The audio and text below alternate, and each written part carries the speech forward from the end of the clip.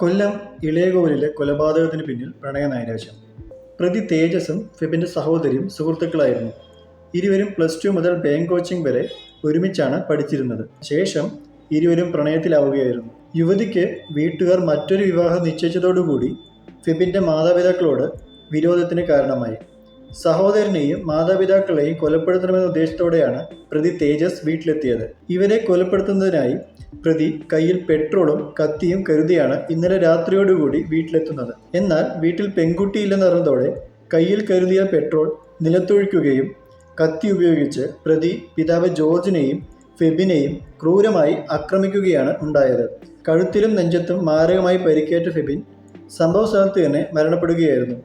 അച്ഛൻ ജോർജിനെ ഗുരുതര പരിക്കോടുകൂടി കൊല്ലത്തെ സ്വകാര്യ ആശുപത്രിയിൽ പ്രവേശിപ്പിച്ചു.